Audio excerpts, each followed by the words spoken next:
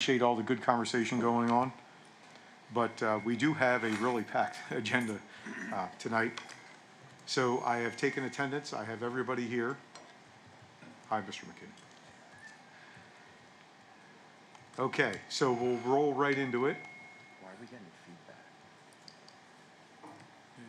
Okay, so with the permission of the committee, we've got some smaller things that maybe we can address kind of right away, and then we can get into the meat and potatoes of the capital projects and Dr. Fuller. So if it's okay with the committee, we'll jump down to the safety update right away, and then we'll hit Dr. Clune, who has a small little presentation to follow up on, and then we'll move on to address the larger capital projects, if that's okay with the committee. Okay, so we'll move to safety first. Go ahead, Chief Miller. Turn on here. The person. Gotcha. Good evening. Just wanted to touch on a couple of conversation pieces that are going to come up in the next few months. First one, we are training up for the biennial LGS drill at Limerick Generating Station. So 3 schools this year will be affected by that: Evergreen, Skippack, and Middle School West. We've always done very well with this. I don't have any anticipation anything's going to change this year, but just today I locked into a training date for the staff in those buildings, which would be the 28th of this month. Simple online review of policies and procedures regarding the Limerick Generating Station events. It'll obviously also involve our operations department and transportation. Excuse me. So we're updating those lists as we do each time we do this. And on the 18th, between 8 and about 11 a.m., we'll go through that drill. So it's a tabletop. On our end, we'll be in the respective buildings that are involved.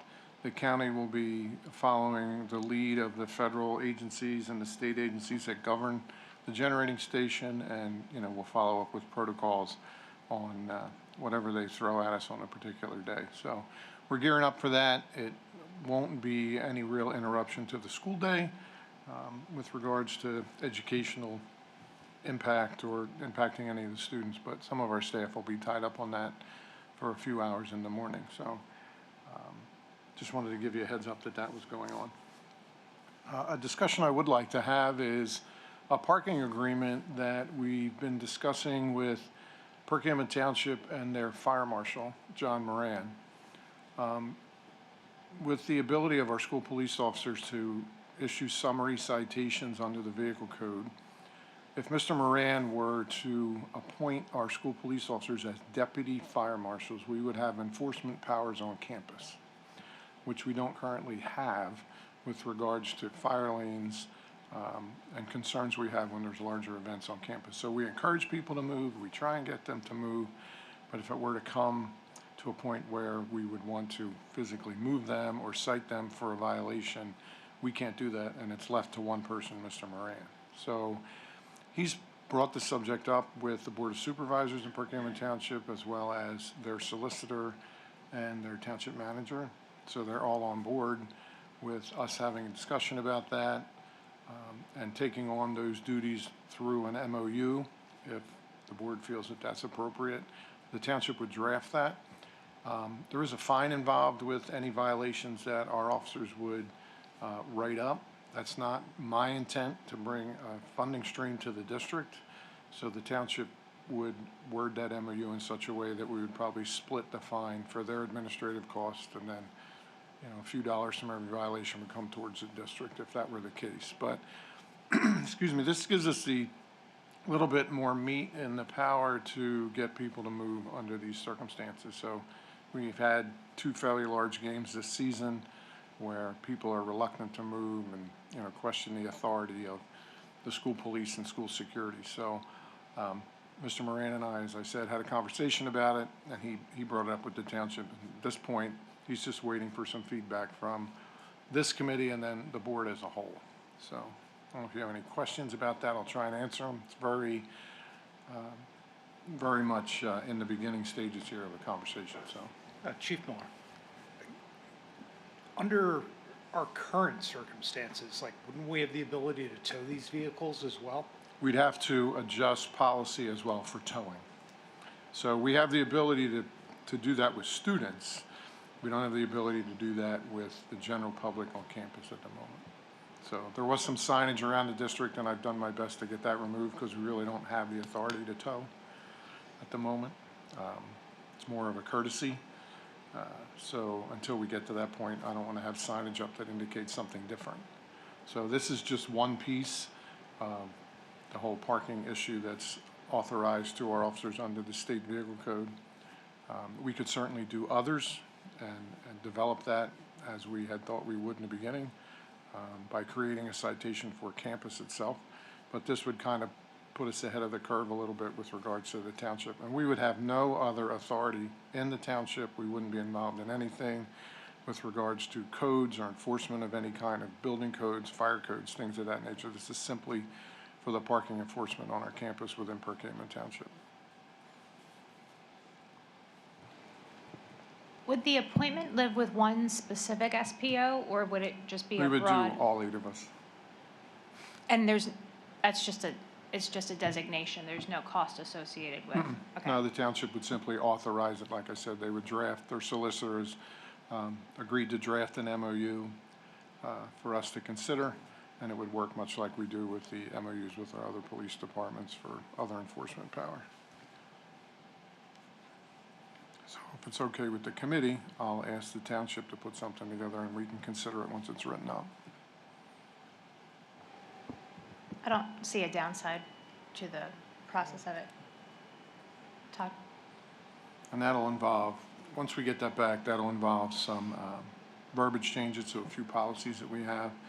I've talked to Dr. Russell and Mr. Fabrizio and Mr. Weaver about conversation, as you mentioned, with regards to towing and tying that all together. So we'll work on that on the back end once we see what the township presents to us.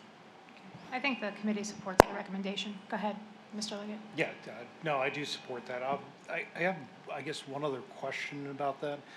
If we don't have the ability to ticket illegally parked vehicles in fire zones, what about other traffic safety violations that would happen on our school roads, like blowing through an internal stop sign? So that's all of this campus property that we have right now is considered private property. So our enforcement power comes through the discipline code we have currently, or the ability for the district to impose a sanction on a parent that doesn't adhere to the policy, but that's kind of where it stops. We don't have vehicle code ability on campus at the moment.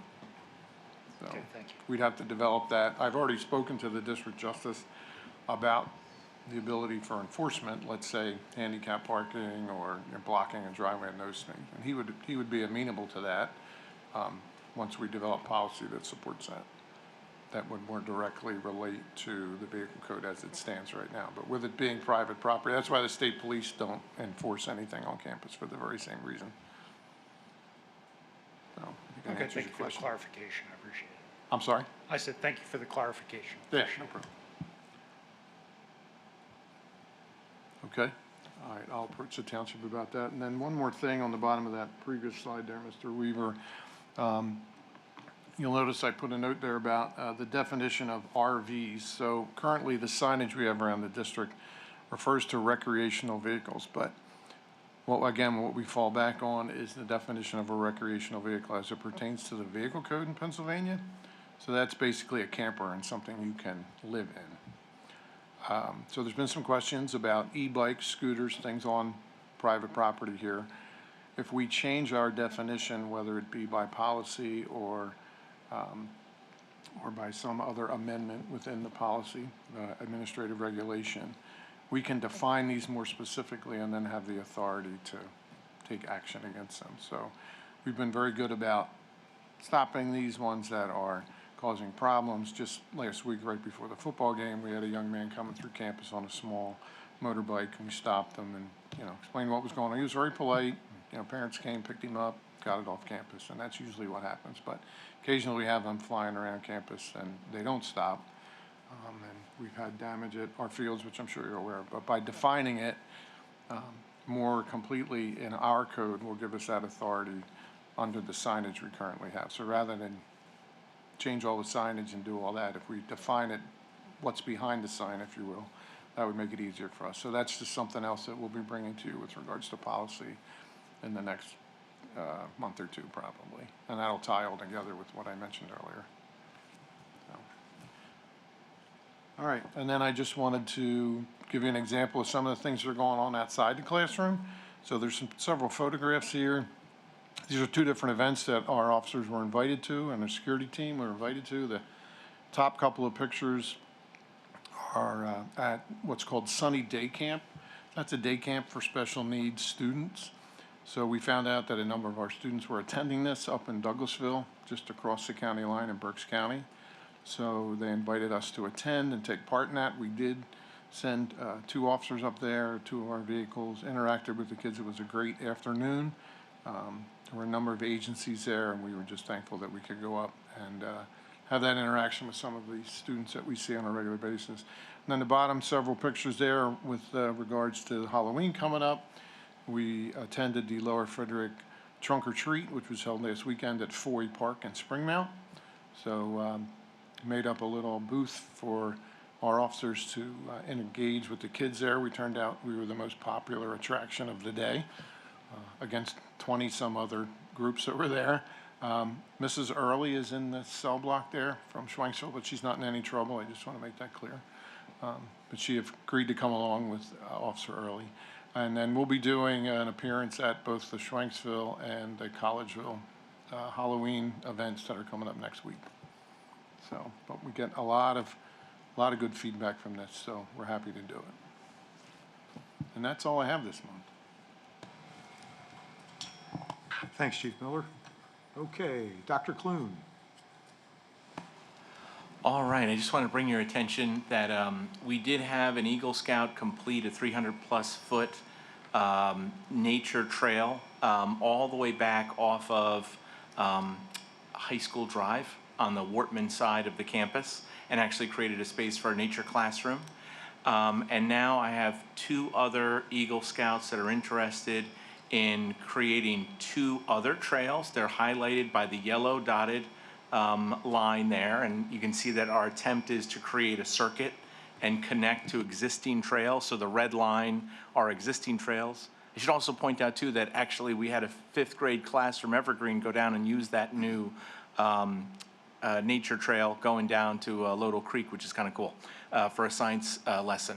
And then the one trail where the scout will clear an area for a potential other project, which is to get a nature megaphone.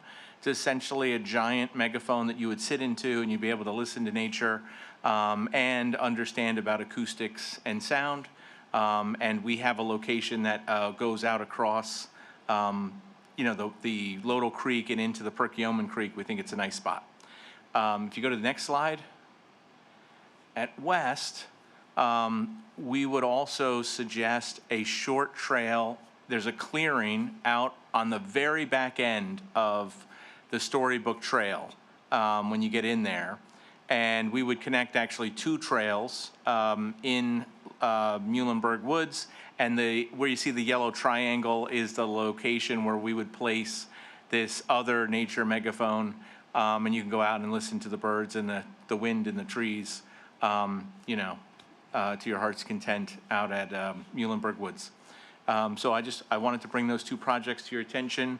I'm still looking for a scout for the Muhlenberg project, but you know, they come rather seasonally, and as the scouts get older, they start needing to get a project before they turn 18, and I'll be directing one of them toward this project as well. And that's all I have to present. I just have one quick question about these. Very cool science, nature thing. Is there any way to monitor them for proper use? Like with maybe like trail cameras or just because they're like a little haven and they seem really appealing. We definitely, I mean, the whole point of them is to be located in more of an isolated area in the woods. So it would take a bit of a hike to get out to it. We haven't thought about security cameras or anything like that. I don't know what the technology is at the moment. If there's something that's solar powered, there are no plugs or anything out there. The megaphone, of course, is wireless, which is cool. But if there was a solar powered security camera that's close enough to a Wi-Fi that it could transmit, sure. Yeah, I don't know enough about trail cameras. I just feel like we shouldn't. Creating opportunities is helpful, and I think it's really beneficial. I'm wondering maybe just to make sure they're used properly because they're so isolated. Might be prudent since they're on school property. That's all. Sure.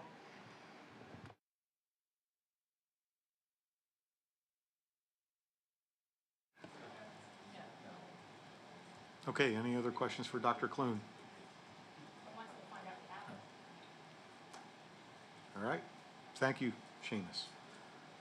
Okay, so if the committee desires, I'll offer this up to Dr. Fuller as well, because I have a big blank in my spot for my capital projects presentation for the high school. So we might as well have a presentation from Dr. Fuller, and Dr. Fuller provided the slides. And so Dr. Fuller, go ahead, take it away.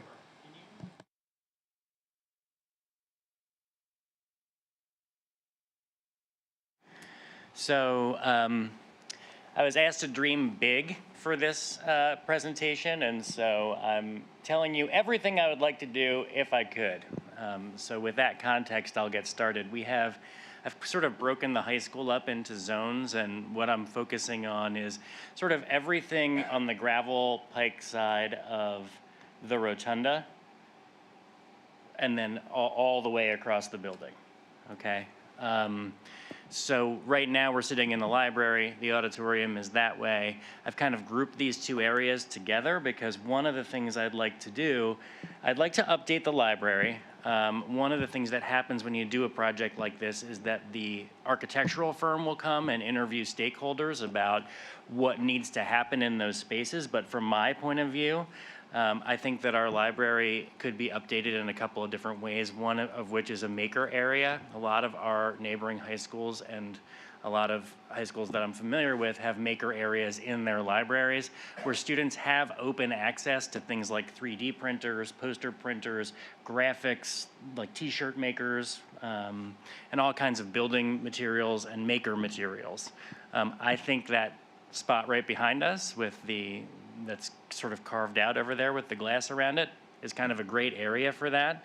And I think it's in line with both of the suggestions I'm going to make are in line with my efforts here to try and open our campus up a little bit to allow our students to take advantage of the resources that we have here. So that's one of the ideas I have for the library. The other is student and teacher work areas. In some places, these are called nests, which are undesignated meeting rooms, right? And so like small group meeting rooms, large group meeting rooms, some are private, some are more public, and they allow people to meet together, to work together. They have presentation devices in them, sometimes TVs, sometimes clear touch panels. And in some of our neighboring high schools, we have these sort of carved out, they have them sort of carved out of the library space. One thing that I would like to do in the library / auditorium performing arts area of the high school is to create an LGI or large group instruction room, or some spaces call that an audion, which is a mid-range room that seats, say, 100 people for things like student presentations, guest speakers, college speakers, if we bring someone in, say, from Penn State or Temple, where we have a lot of kids with a lot of interest. If we have students doing TED Talks or other kinds of presentations or combining classes together to see a speaker, the Audion is a good spot for that. I was just in Springfords for our Pioneer Athletic League conference, and it's a great space. My kids have one too. Board meetings happen there, presentations happen there, all kinds of things can happen in a space of that size that get lost in a full-sized auditorium. Speaking of which, I do believe that the high school is the flagship of the district. I'm biased in that way, but I like to think of it that way. And because it is, I'd like to have a performing arts space that is worthy of that name and worthy of our programming. And right now, our auditorium isn't.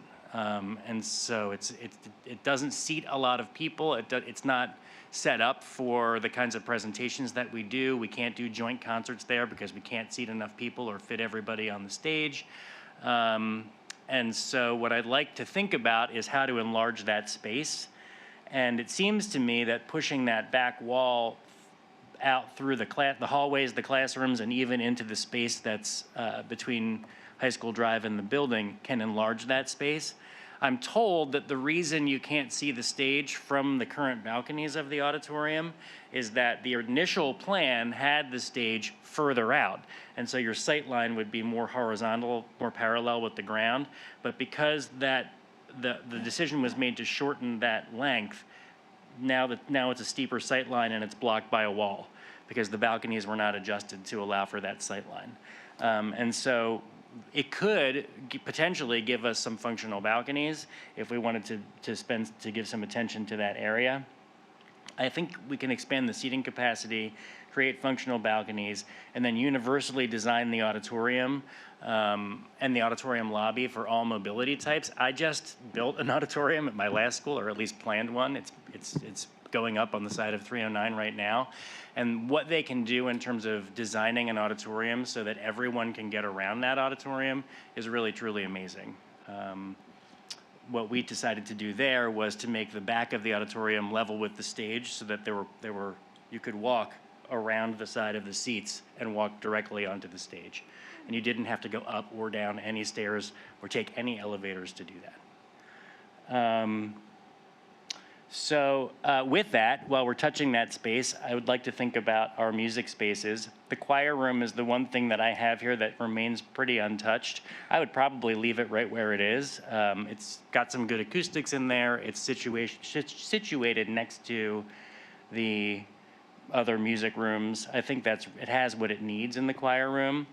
The band room, I'm thinking that maybe repositioning it. I actually got some input from a parent who heard me last month, who emailed me the following day, which I thought was a good idea, was rotating the band room if we're going to move things around so that instead of being on this wall of the building, it's on that wall of the building behind the auditorium. So if we were to bump the auditorium out, we could put the band room behind it. And make it big and give it direct access to the outside and to the stadium where a lot of band things happen. And so I know what they have, say in Springford, is a garage door that goes up in the band room and things can be moved directly out of the band room and to wherever they need to go. I'd also enlarge it to make it like a real rehearsal space so that we're not constantly competing for space to have band rehearsals for things like indoor percussion. We have our basketball practices in the gym because that's where the baskets are, but that sometimes gets in the way of our ability to share space with the band. In some places, they have a large enough band room that becomes a non-issue. They can do a lot of their rehearsals in there. The other thing is that if we expand the auditorium, we can share that stage will then maybe become big enough to facilitate some of what's necessary. The orchestra currently rehearses in a classroom. And so I'd like to make that a music room. The theory room currently takes place in what I would generously deem a closet. It only has space for about 12 keyboards. And so if we're touching the music areas, I'd like to expand the theory room, maybe expand some of the programming that goes along with it. And things like band in particular, marching band and indoor percussion have real big set pieces and real big instruments. And so I've seen storage rooms in other high schools that can contain those set pieces and instruments and sort of keep them away from where they are in our music department, which is sort of in the hallway, in the band room, and scattered sort of all around. Those rear hallway classrooms that we have now, currently that's a robotics lab, the orchestra room, the IU programming classroom, all take place back there. And so those classrooms would have to be shifted, those programs would have to be moved. And that's one thing we would need to think about with our other spaces in the building.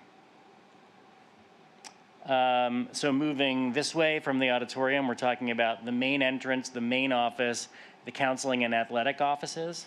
So I would like to expand our main entrance out to the brick pillars, where the brick pillars come down outside. If we can push the main entrance of the high school out, we can create a security vestibule there. And then sort of separate the security protocol from the greeting of the people who are entering the high school. I sometimes think we send a mixed message by having the first person you talk to when you come in and you're getting situated be a security guard. I'd like to reposition the way that happens so that the security guard might check you in, but the person you're asking for help is somebody who works in the office. That's sort of a weird dynamic now that we negotiate from time to time. And I think we could, by expanding that out to the entrance, creating a security vestibule, we can further separate those things. Creating the main office space conducive to customer service. If you've been in our main office, you know there's a counter with doors in it that separates you from the service providers. We've got 4 secretaries who sit there, but they're about 10 feet away from the counter.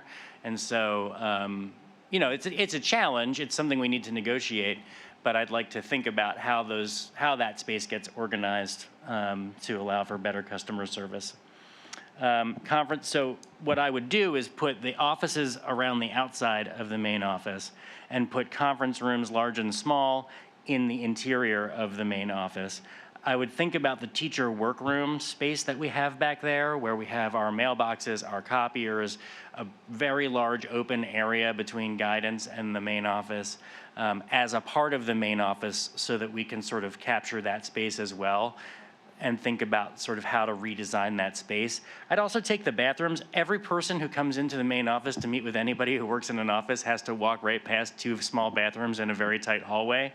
And so I would think about maybe making the bathrooms a little less public, maybe putting them in the back, and repositioning our athletic office. I've talked about this before, to be more student-facing. Right now, you enter it off the teacher workroom, and because you enter it off the teacher workroom, there is literally a sign that says no students allowed.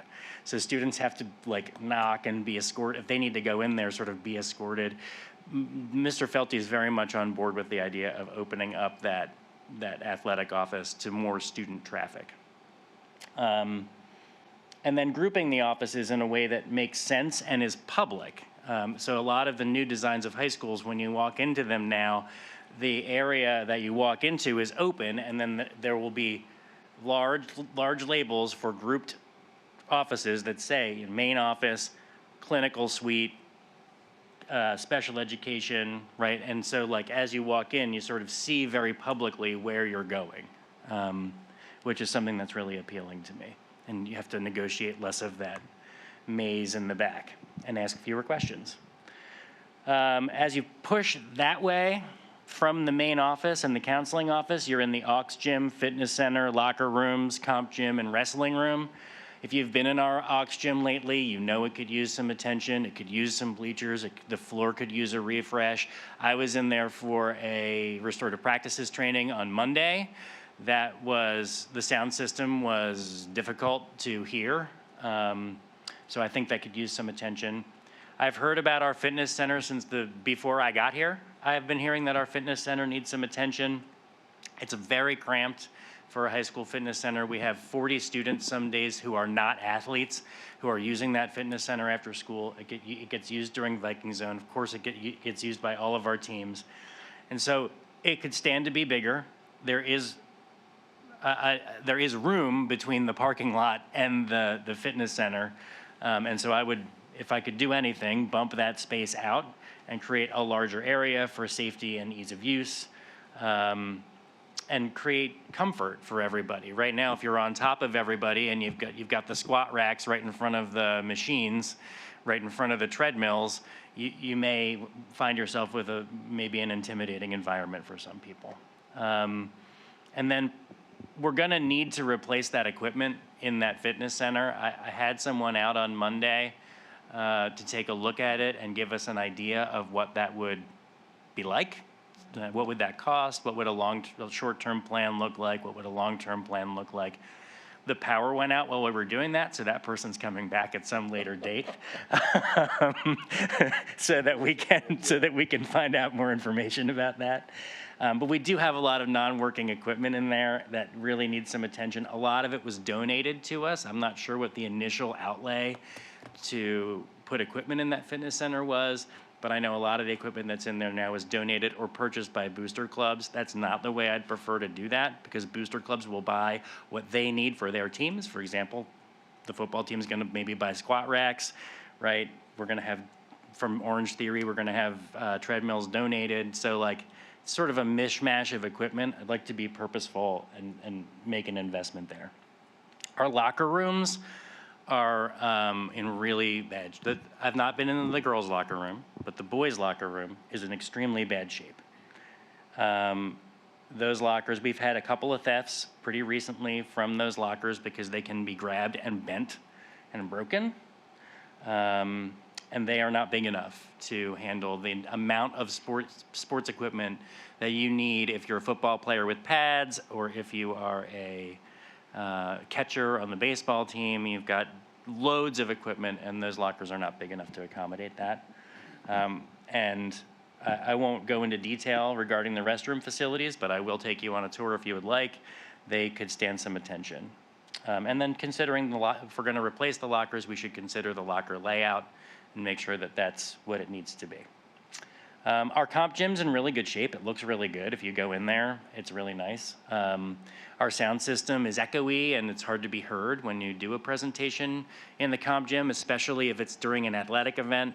It's a little better during things like NHS, when we bring in a sound system from like another sound system. But if you use the one that's in there, it's sort of really difficult to hear. So I'd update that sound system.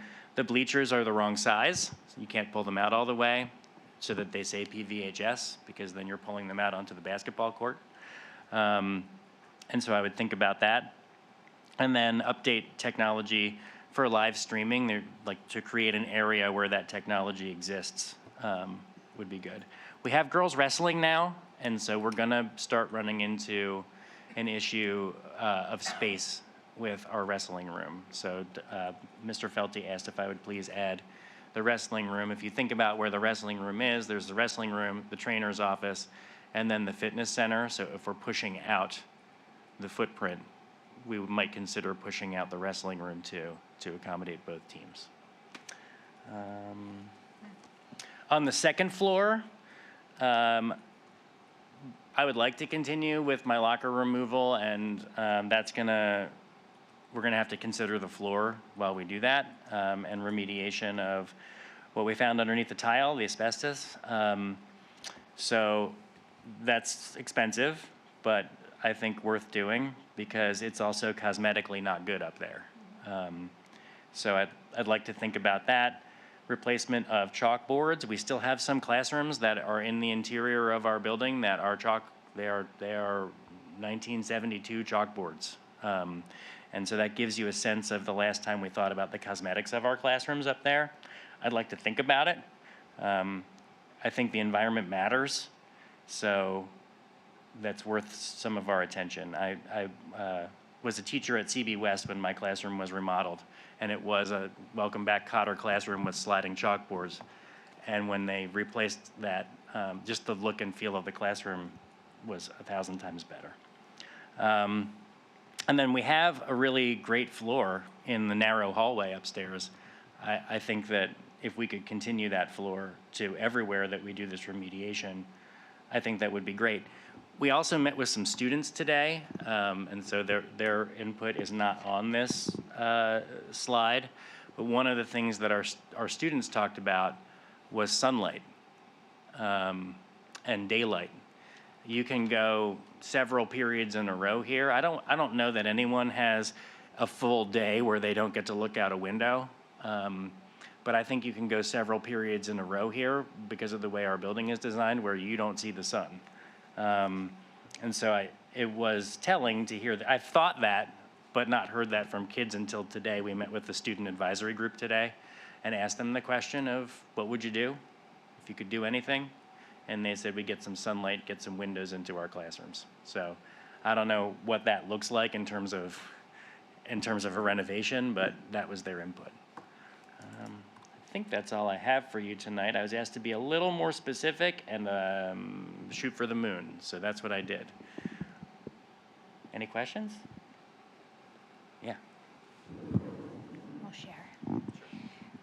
Thank you, first of all, because this is the most comprehensive vision I think we've seen, that I've seen in the last 6 years. So I really appreciate the work that you put into all of the different areas. I think you were very equitable in allowing for opportunity for improvement and renovation of multiple facets of the building. And I think everybody will benefit from it ultimately. I'm wondering if what you've done, I'm pointing there, but that's just the second floor slide, is in any type of priority order, or if you feel as though, because some of these are very large undertakings, right? Which maybe are on a more of a, a 3, 5, 7, 10-year plan type of thing. Have you been able in your mind to wrap your mind around isolating some that are maybe lower hanging items that are really more tangible right away to make immediate improvements? Sure. And if they're in any kind of priority in the presentation? Yeah, I mean, I think they are not in priority order in the presentation. They're in sort of geography order, geography of the building order. But if I were going to prioritize things, I would think about there's what we can prioritize because it's cost effective, right? And then there's what can we prioritize because it really needs attention. And so, the cost effective things are the cosmetic things. Maybe we could talk about, I saw on a different slide, it's already made it to the capital projects list, the asbestos removal, locker removal, that floor changeover, those kinds of things, because that's not a huge renovation project, right? But I do think the auditorium needs some attention. I do think the music wing needs some attention. I do think the library needs some attention. I think we would benefit by a large group presentation space.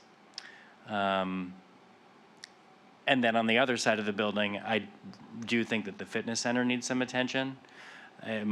Probably more than the other things I mentioned in the athletic areas. Adult workers like me I can function in the office as we have it now.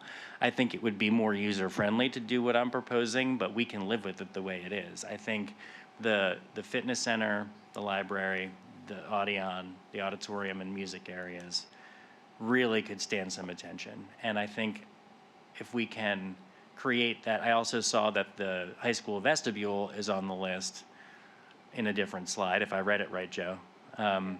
But I do think a security vestibule, we would benefit by a security vestibule too for those entering our building. So I guess those are like sort of the higher priority. If I have to separate into A and B, those are the things.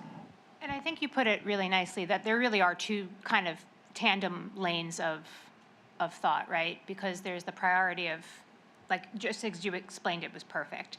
Some things have been on discussion board and on the radar for several years running without any movement for a bunch of different reasons. So again, that was why I'm just very impressed with how comprehensive this is. But, for example, the makerspace, that to me is an easy, you kind of let's gather costs and come up with that. And I feel that way. It wasn't on any of the slides, but I know it's something we have discussed previously about soft seating areas and community areas within the building. So that wasn't even included because I think that you've probably absorbed the idea of beautiful. And so, and I guess that's sort of where I'm like, how do we chip away at some of these things to allow for the feeling of a payoff while looking ahead to larger scale projects. I know we talked about, taking the white wall down on in the auditorium, for example. It's not structural, that type of thing. What would be involved with that?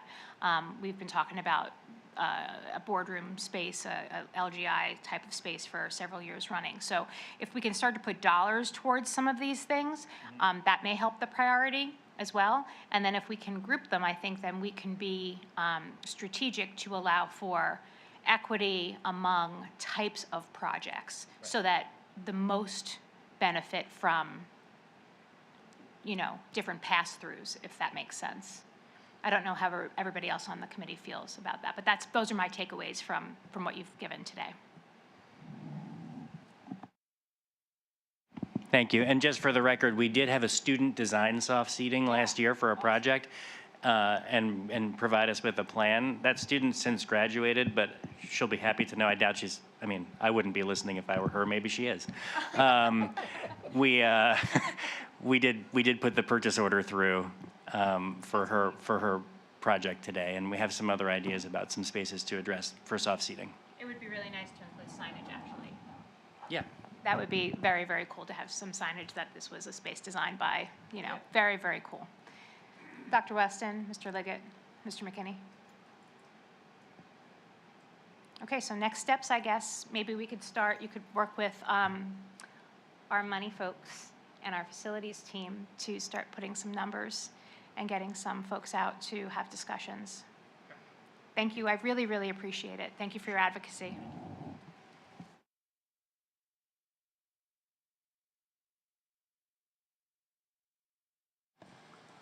Yeah, thank you, Dr. Fuller. Appreciate it.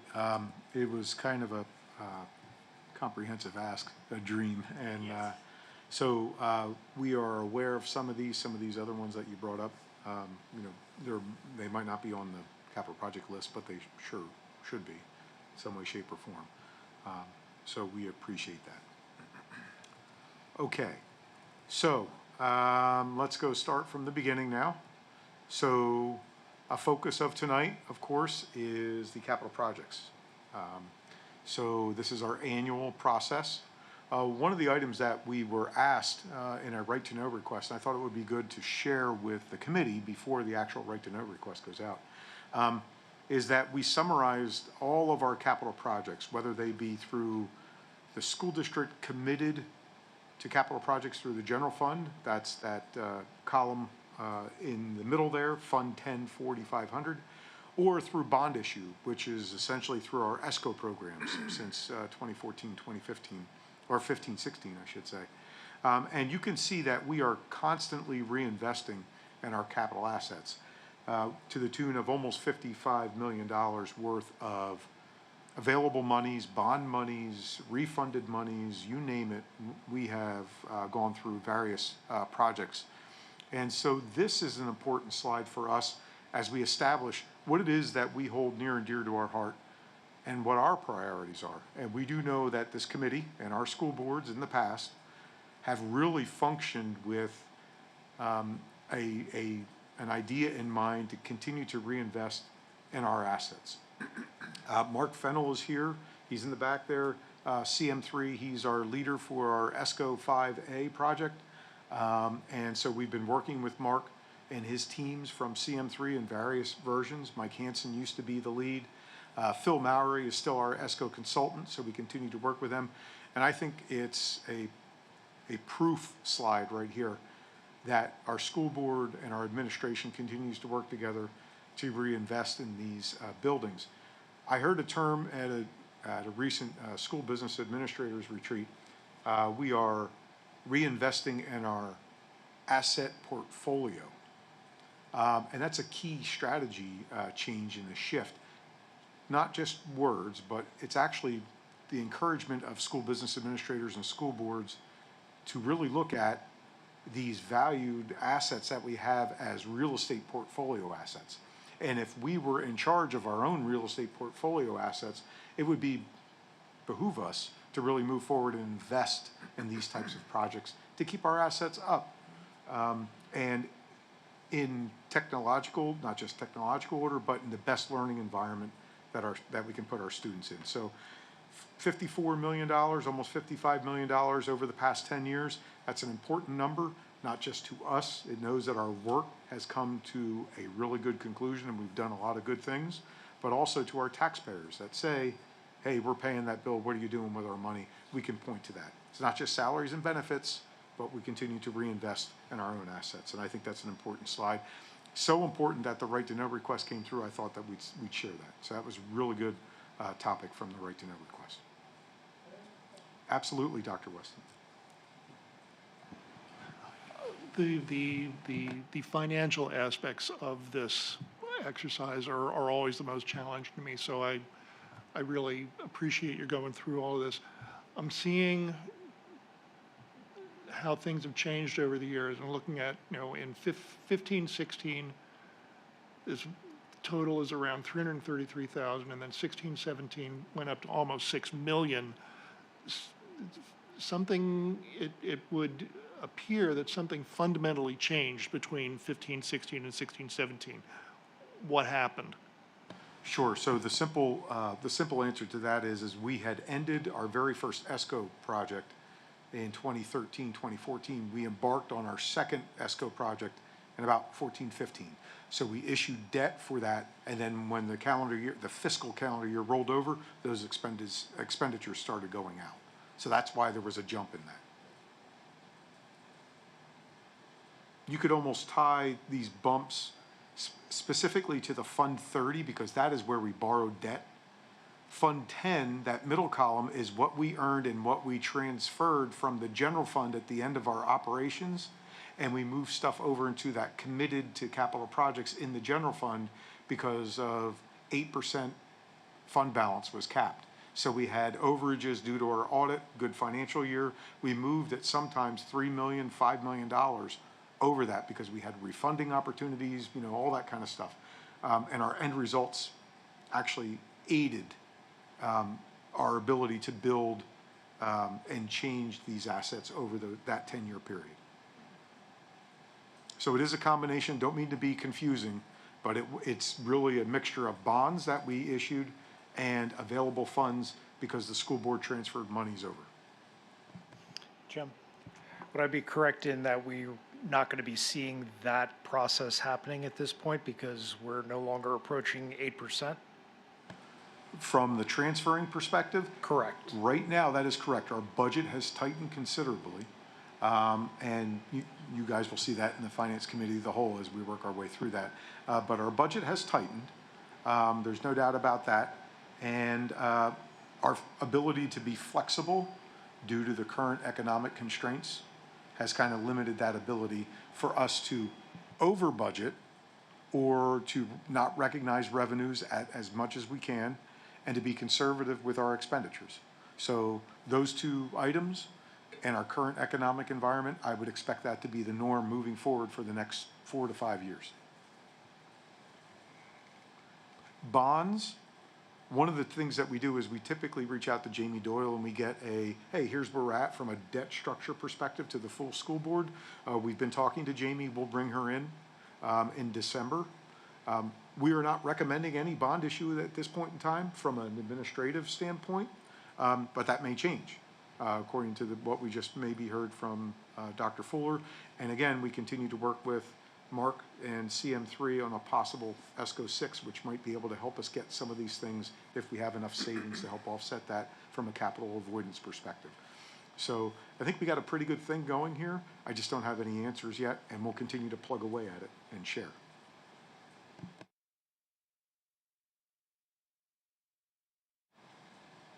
Any other questions on that? Okay. Thank you. So Joe and I will kind of move forward with the capital projects presentation. Again, this is our annual presentation. And our purpose tonight is to really hit some of these at a high level.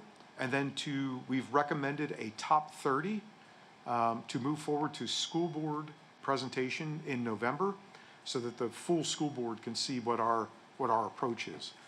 It worked the past couple of years very well, in my opinion. I thought we did a really good job.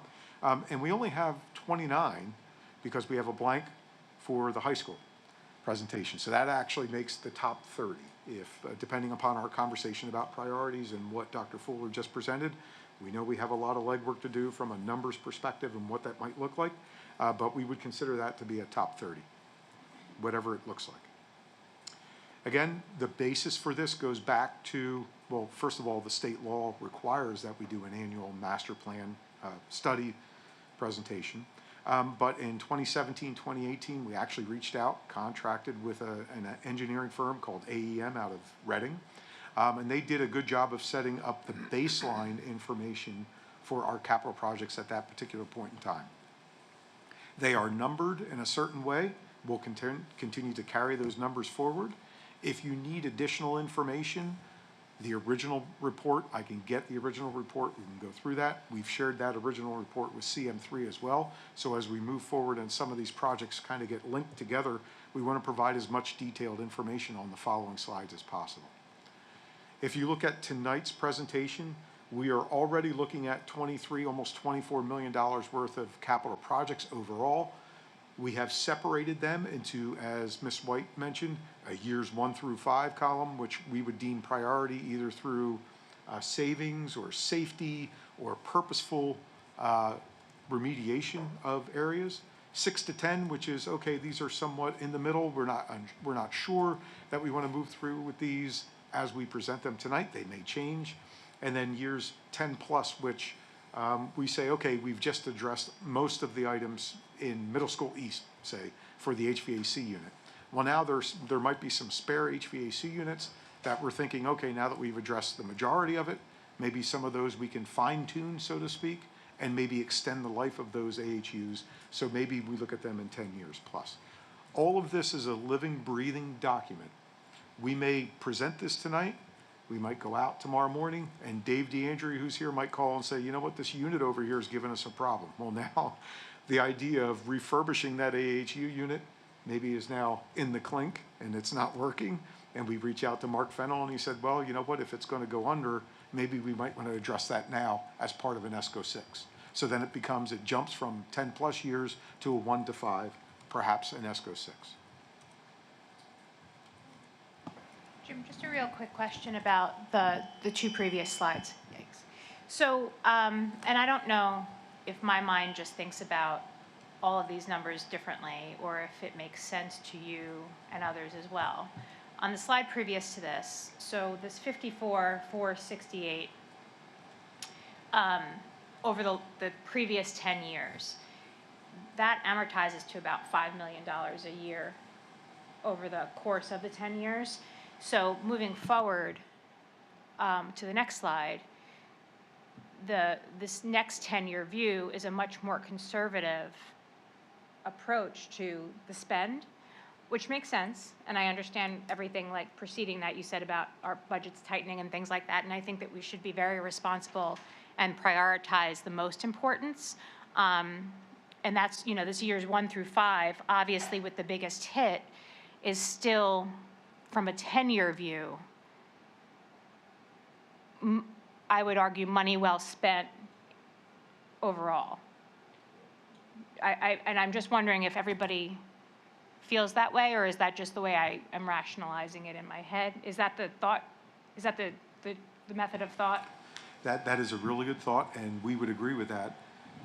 And I would also mention, I say this all the time, I think we're lucky. I think we're in a really good space here in Perkiomen Valley. In the 2000s, when I came here, they had already embarked on this growth process. That has set us up for success, and that continues to provide success, because while we were doing that and our taxpayers were paying the burden of these new buildings, many school districts were not moving forward with that. They sat and they said, okay, we're good. We're just going to keep using the renovation or the building, and we'll maybe do some renovation projects. We were very much forward in our administrative and school board thought, and I think that has put us in a better position moving forward. I think of a place like North Penn or in Abington. Abington spent 2.5 years going forward with a referendum to make that referendum successful, because they typically do not succeed. They were successful. I think of North Penn spending almost a year and a half, 2 years, with their referendum, and the referendum did not pass. We could have very easily been in that position. I think so for those school boards that came before us and are here now, and the administration that was here, I was not here, whatever direction that they took at that time, that helped to set us up. Because all of our buildings are brand new or renovated now since probably 2017, with South being the last one. Every other one has been touched in some way, shape, or form in renovation. Within that last, Yes. the preceding 10 years. Yes. And I mean, this is roughly half. Yep. From the previous 10 Yes. years. So I guess that, and I'm looking just quickly with my eyes, so athletics, the money set aside there, that's a separate line item than the high school, so that's athletics district-wide, or are there particular projects tied to those numbers? There are projects tied to those numbers in the back, and when we get to that slide, we'll go Okay, there. If you yeah, wanna go wait, there I don't now, need we to can. jump ahead, just as a, but those are my, bless you, those are my initial takeaways. And so one of the things that I've been the most concerned about with the, obviously the past is the past, for the look ahead for 10 years, which is why I continue to say this 1 to 5, 6 to 10, and 10 plus, is deferred maintenance, because eventually what's brand new, then we have to start, and we've started to see that now, right? With the fire panels and with the HVAC and things like that. So I'd rather be proactive to allow for that rather than be in the situation that we were maybe 6 or 8 years ago, where there were some things, pretty heavy items, especially like with fleet trucks and things like that, that we really had to shoulder because of deferred maintenance. Yeah, I would agree with that, and I think, again, the envelopes of our buildings are in really good shape.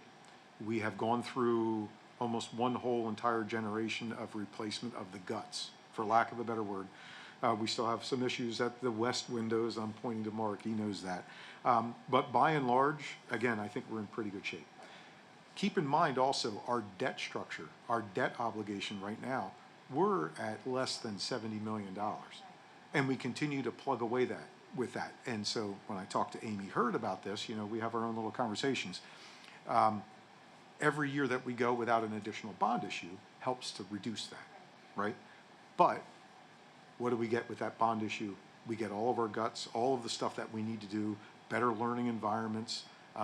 So those are the types of things that we have to offset. To rip the Band-Aid off in that first 1 to 5 years, hypothetically. Okay, thank you.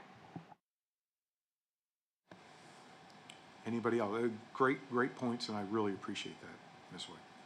Okay, so typical, the way that we've done it, the PV High School, we have a little bit of information there for everybody to consider. Total high school projects without Dr. Fuller's presentation in here. Again, so that we have a TBD on there. 8,873,892, and the backup to that is all of these sheets. These sheets should look familiar, and so we look at some of these things. We do have the gym equipment and bleachers in the comp, so we do have some numbers in there, and we are aware of some of those things. And here is the fire protection item down here, HS38. And again, HS38 means it ties into that original, that original AEM report with the detail of why that was listed. So if we have any further questions about that, and Jim can't answer it, or Joe's can't answer that, we can dig out the original detailed information for that if you need to see that. Okay? Now we have a running list of totals of newer items that we are looking at. And this is specifically driven with a potential ESCO 6.0 in mind, okay? One of those items that we have in there is the high school locker removal and abatement at $2 million. Again, that's to remove the lockers, then place the flooring back down. Joe did get some preliminary numbers about that.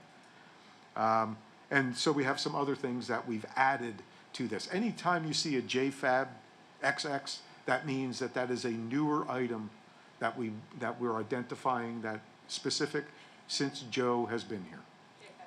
Yep. Okay, so. Gonna get that on the shirt. What was it? I'm gonna get that on the shirt. Yeah. JFAB. Oh, wow.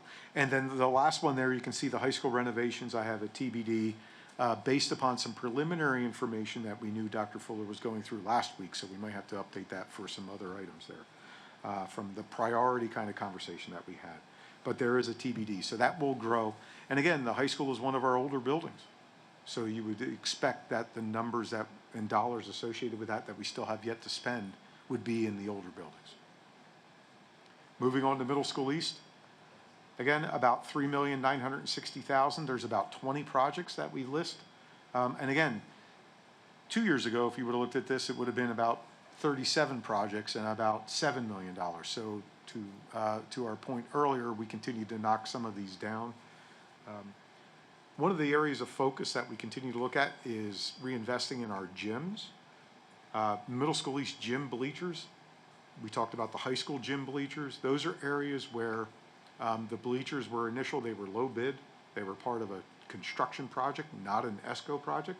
And so now we're left with trying to utilize bubble gum and rubber bands to try to expand some of these areas for the stands. They're safe, we can utilize them, but they're just not ideal. I think Dr. Fuller mentioned it's just not the way he would do it today.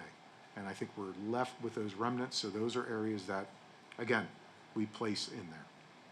One of the areas that we addressed, the emergency road, that's that last item. We put there $375,000 from some preliminary information that that Mr. Fabrizio reached out and talked to some potential vendors. Hey, what would it take? What would it look like? And all options are open at this point in time. So, but we do have a running number. And again, when we get close to that, we'll update that number and see how close we are with that. Middle School West, they have 11 projects, $5,281,000. And again, getting to the conversation that we had there, we have some air handling units, chillers and pumps, PA system upgrade. Again, I might want to put that's listed in the high school as a JFAB XX, Middle School East as a JFAB XX, and also the Middle School West as well. It's high priority and high time that we address our PA systems. Some of those are original to the building, and we tried a stopgap measure several years ago. We kept the endpoints. We had a significant technology advancement that we put in that we thought at the time. Now the technology advancements now are not just PA systems, they tie into the clocks, they tie into the clock management, they also tie into emergency systems that we might want to look at as well, from an all-call system, tie into our cell phones, to our teachers in case they're outside. There has been a huge advancement in the capabilities of these systems. So it's high time that we look at that. And it is almost a safety issue at this point in time. That's how we're looking at it. Evergreen, 15 projects, about $730,000. Again, you can see those listed. Paving and parking has become an item specific to a lot of the elementary schools. They are now looking, and one of the things that they are asking for is, our buildings seem to be okay. Yeah, we can do a little bit here, but we're looking at doors and door entrances, and the failure of some of those doors, as we saw in last month's Safety and Operations Committee, and also the paving and parking, getting those areas in shape. Schwenksville, about $727,000. Again, paving and parking. And the fire alarm system at Schwenksville and Skipback gets done as part of ESCO 5.A in summer of 2026. There's Skipback, $1,355,000. Entrances and doors, again, paving and parking. And they do have another item that we're looking at from a capital avoidance perspective, which is replace the boiler. Again, the good thing about the ESCO, remember, there's capital avoidance and there's real savings. We can utilize those savings to offset other projects. So other projects that perhaps we didn't know about, like Dr. Fuller mentioned, we might be able to dip into some of those savings that we utilize, that we generate, to help some of these other projects get done. South, 970, yes. Sorry, while we're on skip back, and we spoke about this a little bit before the meeting, this really isn't a capital project, but with the painting, with the paint that's peeling in the cafetorium right now, that could be falling into potentially onto our playing surface and onto the students' food. I just want to make sure that we have at least, if not a firm plan yet, that we intend to address that at some point, because it's almost embarrassing when we walk in there and if you look up what you can see. Yeah. So just want to make sure, get that on record, that we're looking at addressing that at some point. Thank you, Mr. Liggett. We will add it to this presentation and we'll update. We'll see if we can get a number, an estimate relatively quickly, and then we'll add it. Thank you. Thank you.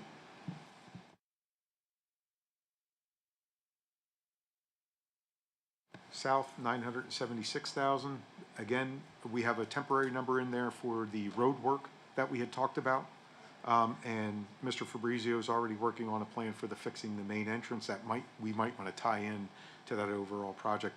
And the fire alarm is one of those areas that we did not address with ESCO 5A, so that defaults then to an ESCO 6 or something along those lines, along with the high school fire alarm pin. Here is the PV Athletics, 10 projects, $1.8 million. We've been trying to knock some of these items down. The one item that we did add is the lower turf stands. We did have Mr. Hinkle here several meetings ago and asked him to bring forward some sort of a plan, what that may look like. He understands that this goes on to the list and now it becomes subject to prioritization. So that is one thing. The other thing that we did add was the potential for lights on our softball field as an equity situation, because we have lights on our lower field, and I'm very careful in saying lower field because the softball team does play on that, but it is not their home field. So we want to look into that. That's about $140,000, and that is a very loose estimate. We just filled that in the other day. But we all know they've got to run electricity out there, install the light poles, so that number might go up. It's a number for us to consider right now, and it's kind of a placeholder at this point in time until we do some more investigation. PV admin district-wide, the shed replacement is listed here. Joe got off to a great start, hit a bunch of sheds that were desperately needed to be addressed. That was the first roughly $80,000, I believe, $80,000 to $90,000. And now we've got phases 2 and 3. It should be 20 sheds, not 10. So I'll make that adjustment. So we're making headway on the shed replacement plan. Okay, so what do we do this year? Wow. So keep in mind, some of these are accounts payable items, so they won't necessarily line up directly with that fiscal listing that I had before. And we have some side notes there, just to keep in mind where some of these big dollar figures came from. We've done an awful lot of good work from Joe's perspective, from the committee's perspective, from the school board's perspective, and in the public. And the thing I'm most proud of is that we've seemed to have hit a lot of different buildings. So we're doing the best we can with the limited monies that we do have, and trying to address those areas that we deem either necessary for energy savings, safety issues, and other areas that have come up that we needed to address, and we responded to those. $12.5 million worth of projects, combination of committed to capital projects within the general fund, bond issue monies for ESCO 5.0, 5.0 Exhibit A, and also some additional items and dollars that we have remaining from some of our other funds and bonds that still are sitting there. We're working with Mr. Subers to close out some of those other smaller funds and recognize those funds to be available for us to retitle either committed to capital projects, because those projects are now done. And I have a slide in here that explains some of that. There's 3 areas of bond issues. Specifically, we want to get official school board approval to close out, move together, and then recognize that as committed to capital projects. Almost another $1 million that we can add to that. So top 30 projects for consideration. 1 through 29 as listed. Again, they're open to debate. We don't have to decide that tonight. Take it and look at it. Most of these are driven by safety issues and emergency issues. Specific to finishing up the top 30 projects that we didn't finish last year. Okay, so we looked at what we did with what we agreed to for the top 30 projects. We eliminated those top 30 projects that we finished. We bumped everything up, and now we added some things there. You see the JFAB, XX, XXHS, all of those items, the public announcement systems, the doors that we talked about in various areas, which are security issues if we don't address them. They're also weather-related issues. We don't want to create an issue because we have a broken seal on a door.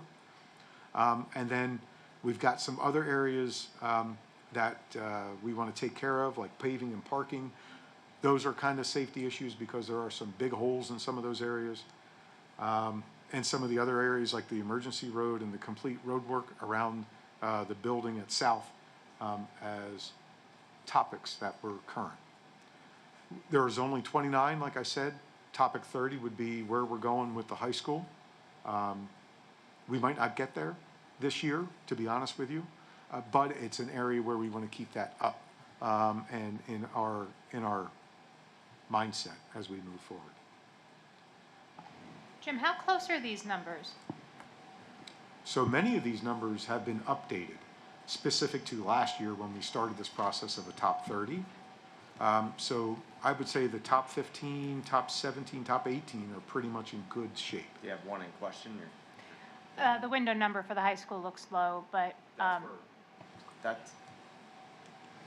That's for the ones with failed seals. That's a yeah, quote that's from what Alderfer. Dr. Fuller was just saying. Yeah. Okay, and then the yellow ones, I might have missed what you said the yellow ones are. I'm sorry. Yeah, so I can't recall why they were yellow.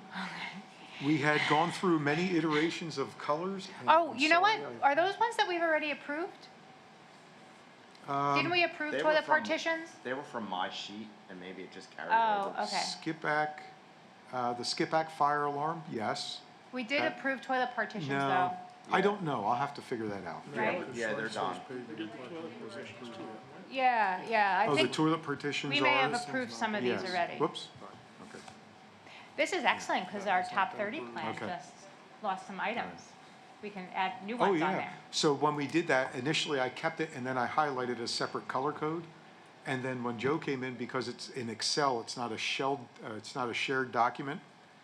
Joe kind of went a little nutty because it was in Excel and not a shared document, so I apologize for that. I will follow up in the notes, what that means, if anything. Okay, and I mean, and I know we've been talking about fire alarms, you know, I feel like we always talk about fire alarms, and so those are clearly priority.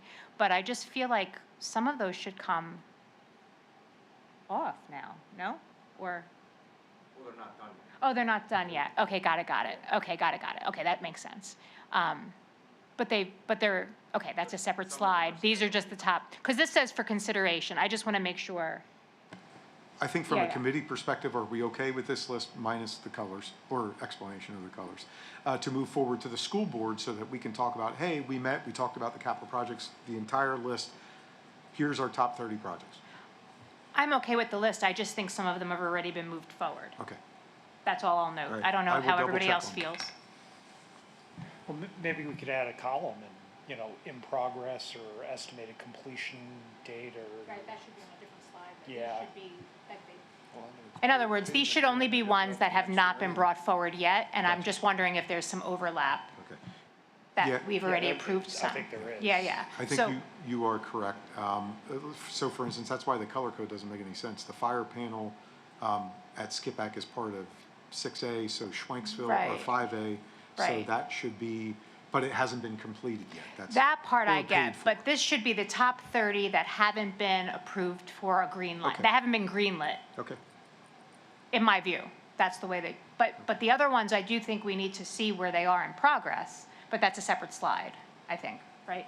okay, we will do that. We'll Okay, break it cool. out in progress, and then we'll have to add some additional top 30s. Whatever the Yep. like, whatever 31 Gotcha. to whatever is. Yep. Yep.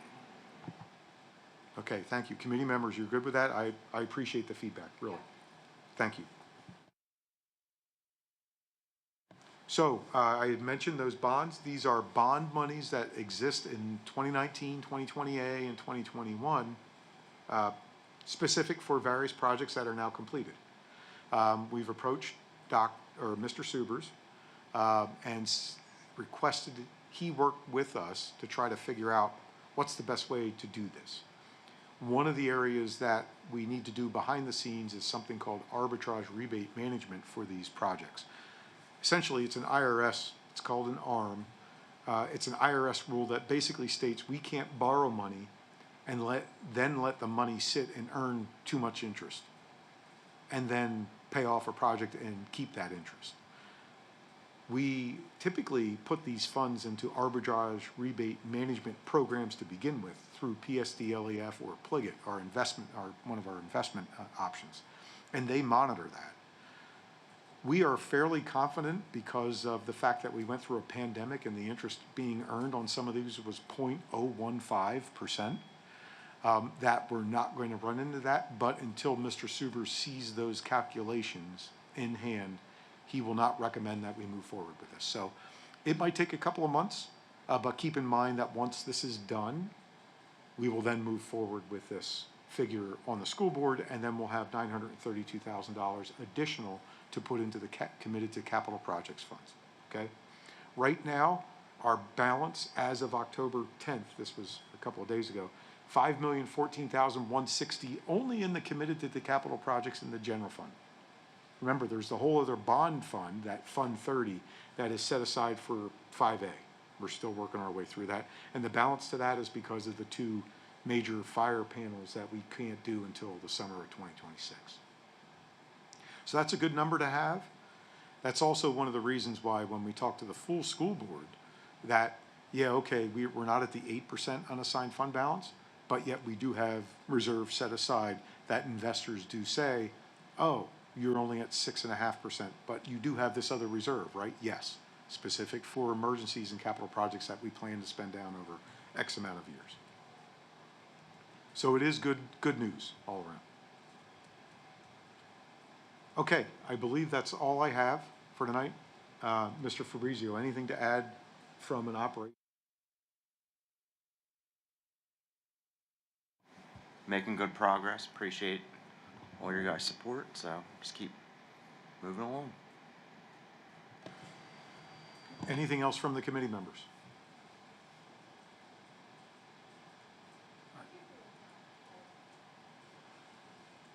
Mark, anything to say?